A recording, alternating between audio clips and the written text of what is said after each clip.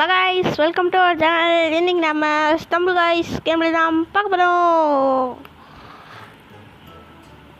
சரி, இப்போ உள்ளே போய்கிட்டு இருக்கு. நம்ம வந்து டீம் பிளாக் டெஸ்ட் தான் வச்சுருக்கோம். போயிட்டுருக்கு வந்துடுத்து. ஆனால் கருப்பு கலர் தான் வரும்.